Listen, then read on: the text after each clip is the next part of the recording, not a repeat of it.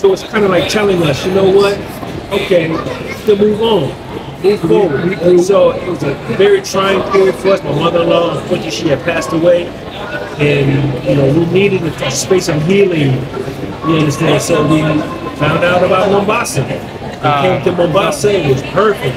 And even as we went there, even before my mother-in-law passed away, she loved it. She really enjoyed it. And when she passed away, we figured that might be a good place for us to kind of rethink how we're going to move forward. Back to Mombasa, loved it. Almost the same as we were in Rwanda. Like Mombasa is beautiful, but we still need just a little bit more. We're almost there. We're almost at the. And so we were in Mombasa and said, let's take a train. Let's go over to Nairobi. Yes, that sealed it. That sealed it. Went to Nairobi, and we knew this is exactly what we have been yearning and journeying for from the very beginning, right here in Nairobi. But you know what it was? There's no malls in Rwanda. We come over here. Have you been to the malls yet? I took me to two of them. Yeah, which one? Right now? That's the biggest one. Two Rivers? That's one we haven't been there. Garden City. He took me to another one. Garden City? He taking you to the hood malls. No, stop. No. That's not a hood one. Garden City is big. It's even bigger than this. It's bigger than this. He like to make you speak in Kenya around the Oya. Take the expats to Two Rivers. I'm a tourist. I don't know. Use my eyes and ears. And Westland. What's it? Westgate and Two Rivers. Which is right up, basic. Westgate is right across. Yeah, right. It's right around the corner from Yeah, here. he did do a video of Two Rivers. Yeah. I know the place. I saw it, but I haven't been there yet. That mall is like a supersized mall. That mall is gonna blow you away. You can be like, four stories.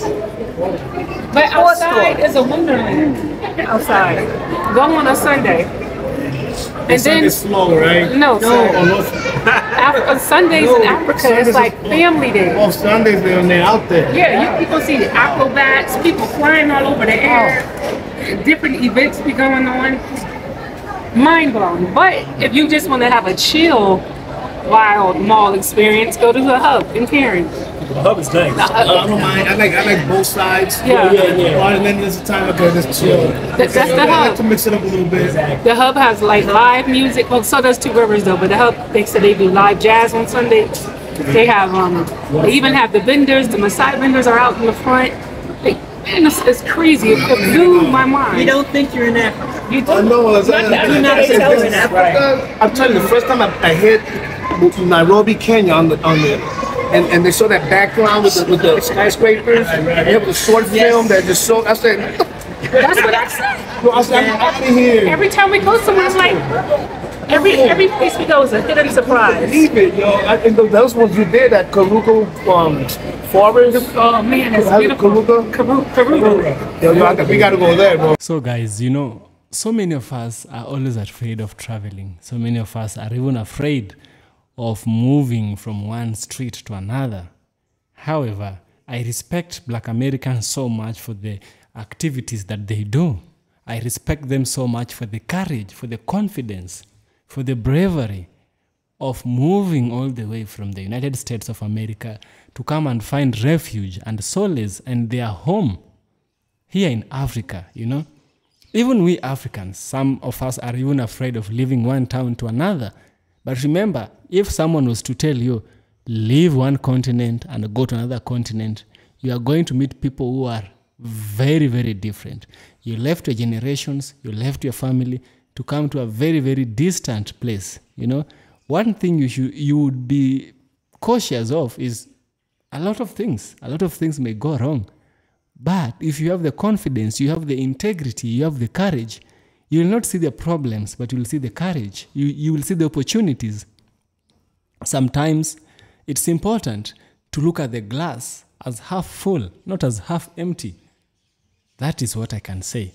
And there's one particular African Americans who are of interest.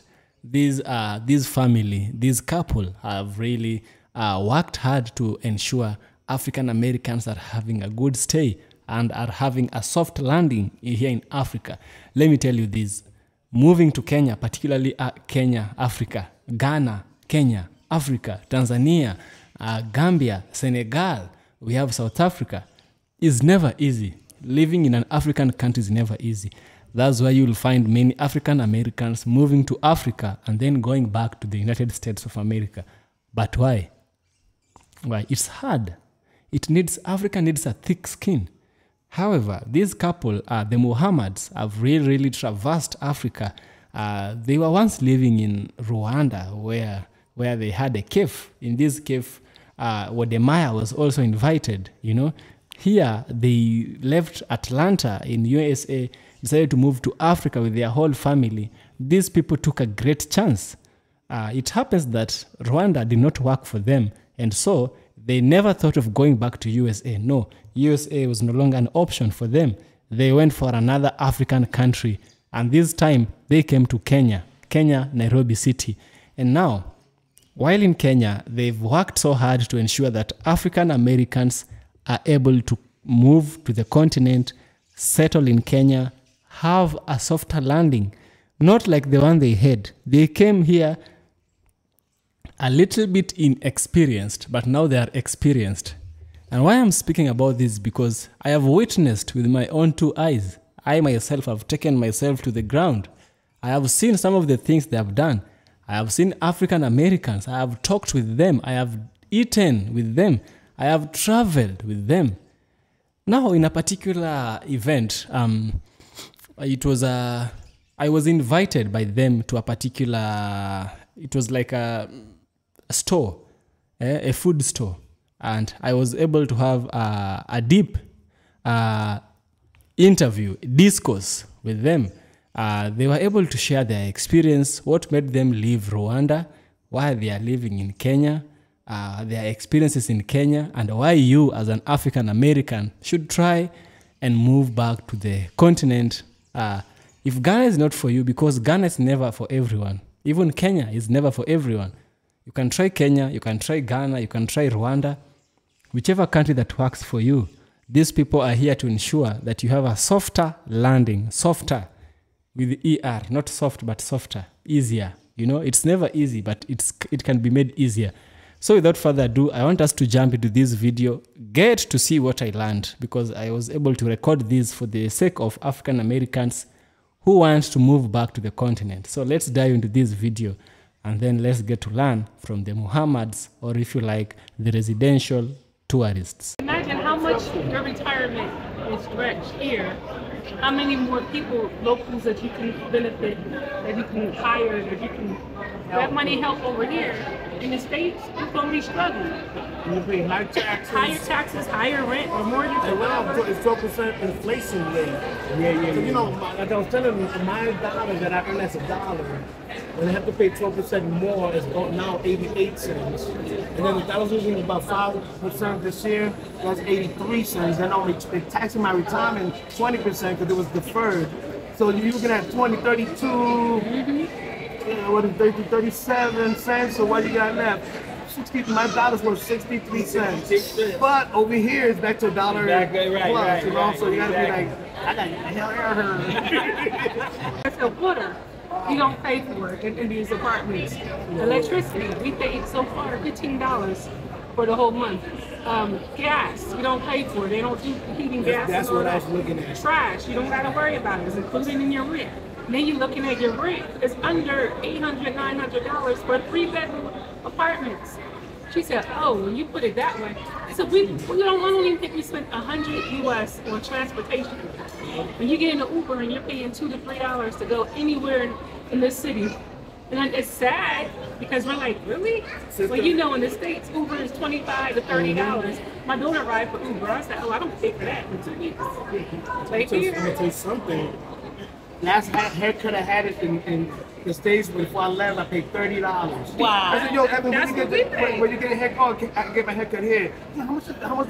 50 cents US dollar. Are you sick? I said, you kidding me? I said, you gotta be kidding me. Well, I know you did it for about $3. No, for it was like $2.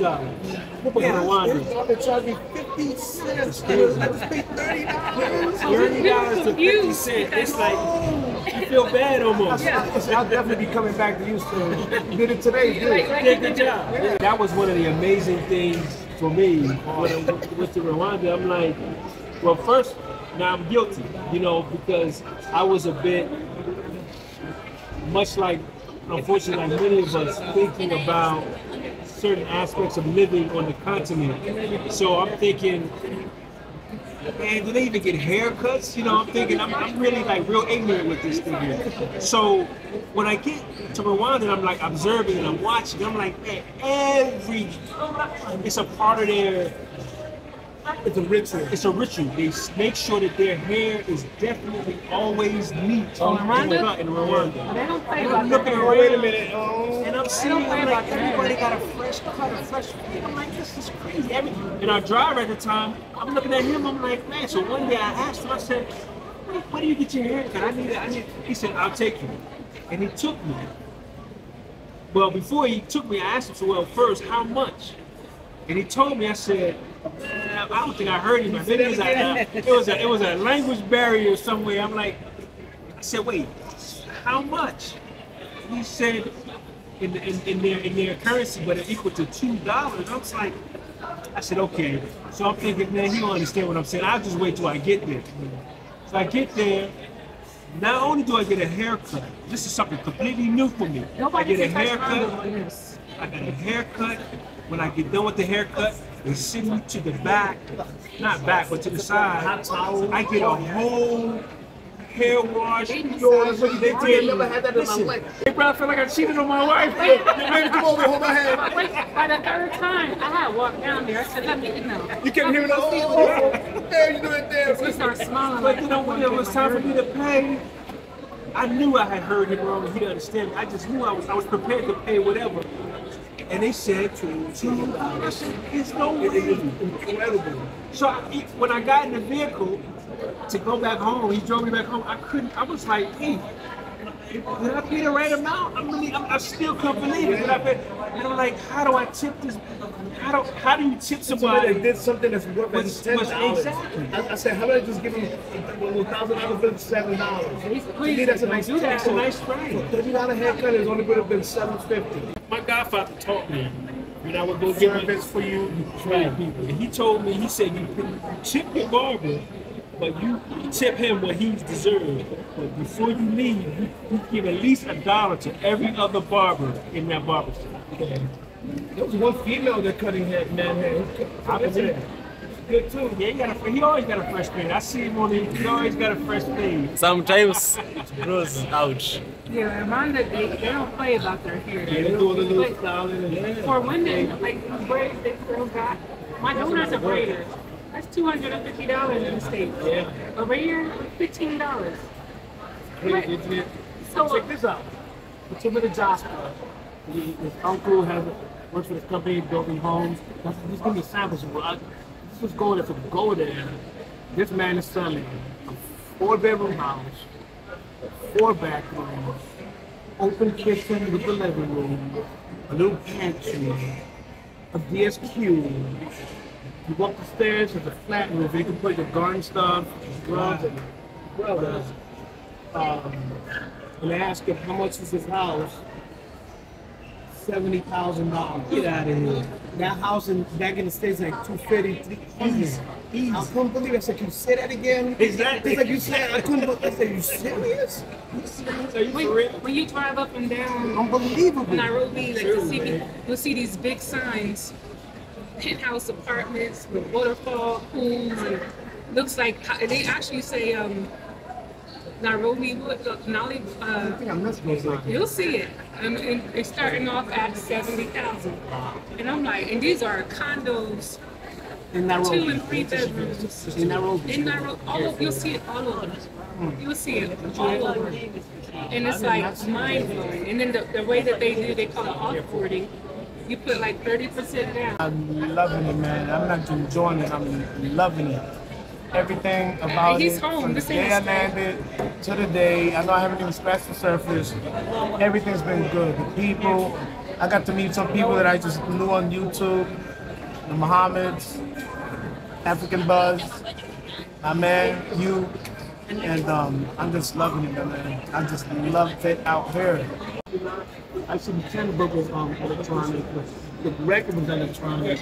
You know, we do the sign Not sticking to super clothes. I was looking for it online, these medical clothing. I mean, I gotta refresh all of that. But Yes, it was a good feel. God put me, even on that part, he put me on a path that I didn't even know it was gonna be so rewarding at the end. COVID, even though COVID took out a lot of people, it really was a blessing because it made people wake up. You know what, too? A lot of people have lost their jobs or were furloughed because my job required billing. We're the part before billing. We're signing clothes that after we code them, they go to billing. The hospital had to get paid. And without us, they don't get paid. So we were essential workers and we had to come in. So I didn't lose one penny during that COVID time. I was reporting to work every day. I watched this video where you were welcoming Wodemaya in Rwanda.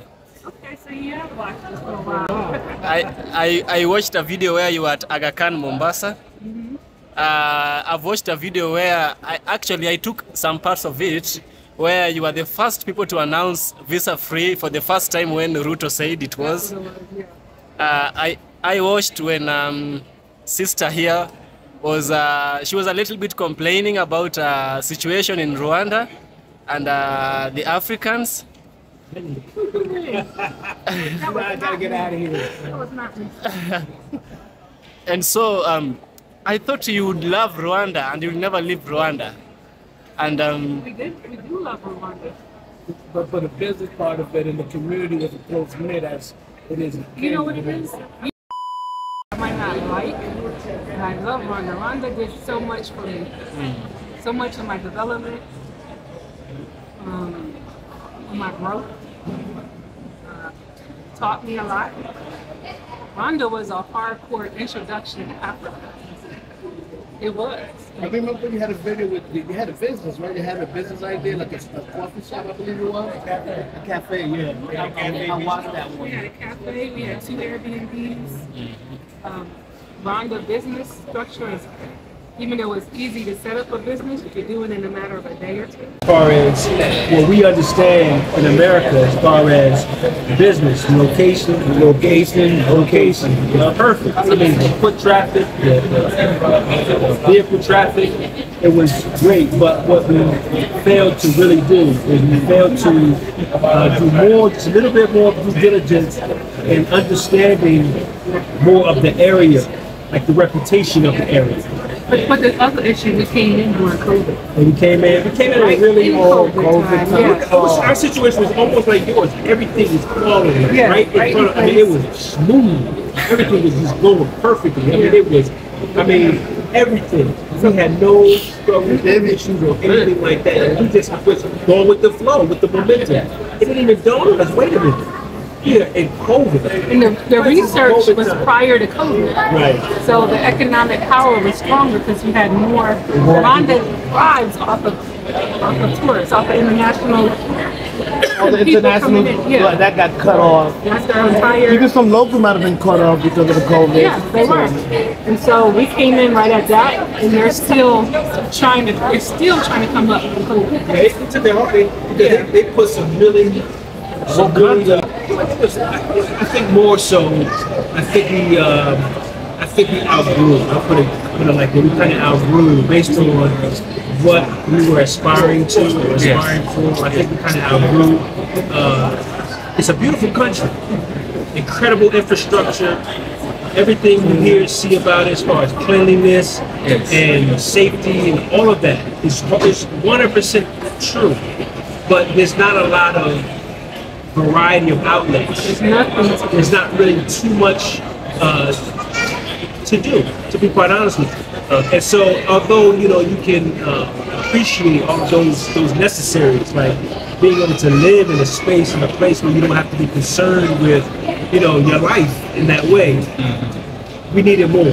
We needed more. And I think what happened, I think that when we look at it in hindsight, and being the spiritual people that we are, I think that it was leading us in that direction as everything began to kind of shift from, being almost perfect, it almost went the opposite way.